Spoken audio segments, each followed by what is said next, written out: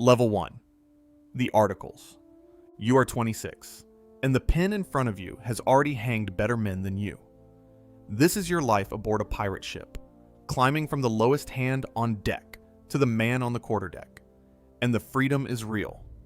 So is the rope waiting at the far end of it. It is a bright morning off the coast of West Africa.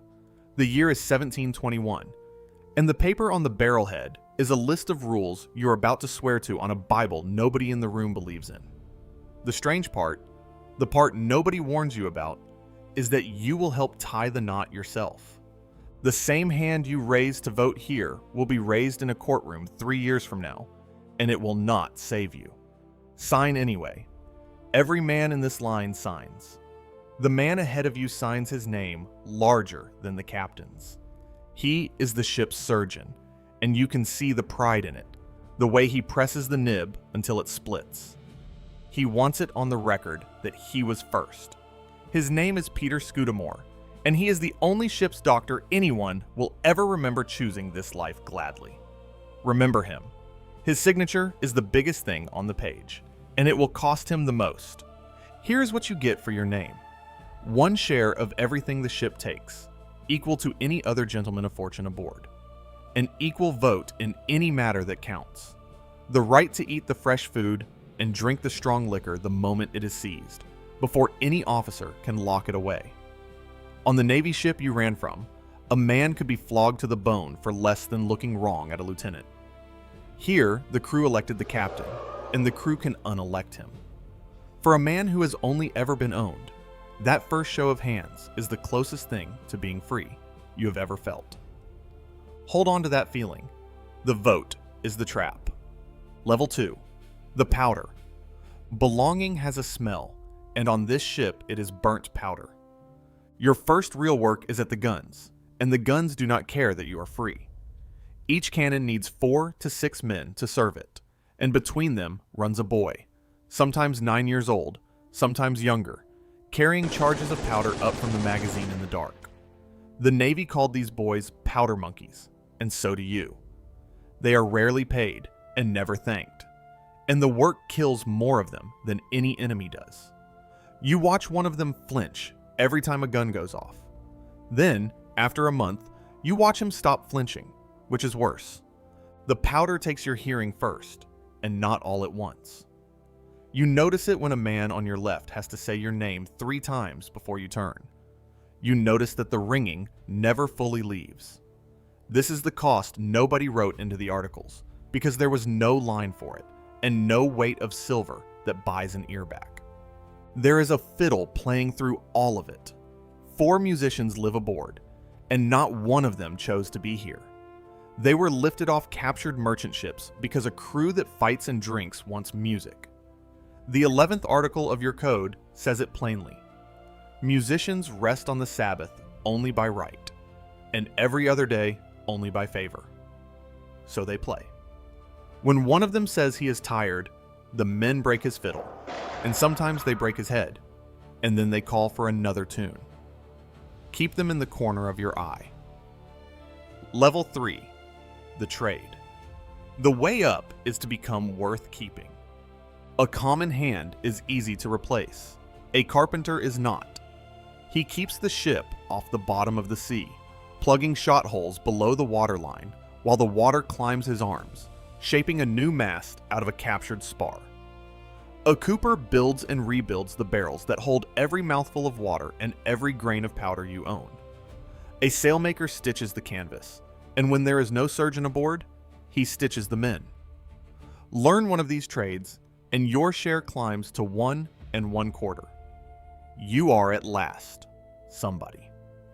But here's the thing about being worth keeping. It means you are never let go.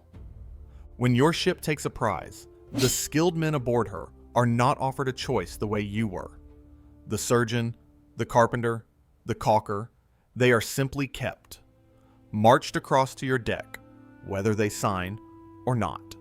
One surgeon taken by this very crew, a man named Comrie, was made to serve against his will, and said so plainly when it was his turn to testify. On other ships in these same years, Captured men had lit matches tied between their fingers and burned to the skin until they gave up where the gold was hidden. That was the going rate for a useful pair of hands. So when Scudamore signs his enormous, proud name and boasts that he came gladly, understand what he is really buying. He is buying the belief that he is different from the men who were dragged. He is paying for that belief with the only thing he has. You could stay small, stay a common hand, stay forgettable, and if the Navy ever comes, you can say, truthfully, that you were nobody. Or you can rise and be worth keeping and lose forever the right to claim you did not choose. You rise. Of course you rise. That is what the whole ship is built to make you do. Level 4, the division. Now you are an officer, and the crew elected you. Perhaps you are the bosun who keeps the ropes and the rigging and the order of the deck, and your share is 1 1/2. Perhaps you are the master gunner, who alone knows how much powder throws a ball, how far, whose skill is worth more than 10 men at the ropes. Above you both stands the quartermaster, who takes 2 full shares, the same as the captain, and who for most hours of most days is the most powerful man aboard. The quartermaster is the crew's own man. He divides every prize, coin by coin, in front of witnesses, so that no one is cheated.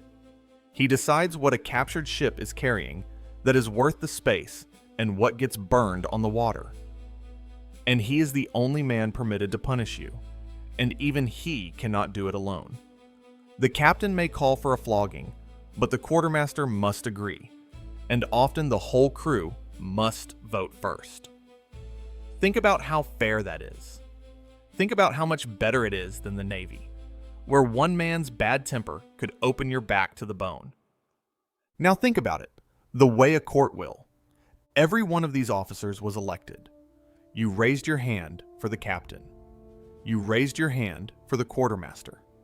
And that means, in the eyes of the law waiting for you, that every order they ever gave was an order you helped give. When the quartermaster sends men into a boat to rob a ship, and those men swear afterward that they did not dare refuse, the court has its answer ready. Those are still your own acts, it will say, since they were done by orders from officers of your own election. There is no forced man on a ship that chose its own masters. You built the case against yourself on the very first morning, with the pen, in the sunshine, feeling free. That is the trap you could not see. You have been standing inside it since the moment you signed. The surgeon signed the biggest name of anyone. He is more certain than any man aboard that his signature means the opposite of what it means. Level 5, the quarterdeck. At the top, there are 2 shares and a name the whole ocean knows, and that name is exactly why the top is the worst place to stand. Bartholomew Roberts took over 400 ships in 3 years. He wore crimson damask, a gold chain, a diamond cross. He made his crew swear the articles on Scripture. And by the only measure that counts in this trade, ships taken, he is the most successful pirate in the age of sail. None of it mattered on the 10th of February, 1722. A Royal Navy warship called the Swallow found his squadron off Cape Lopez, came up alongside pretending to be a merchantman, and opened with grapeshot. A cluster of it caught Roberts in the throat.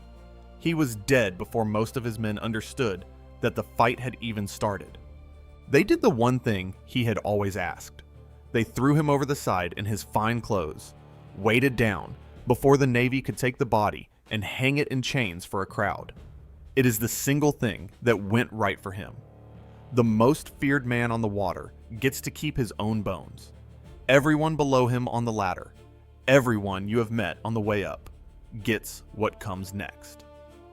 Finale, Cabo Corso.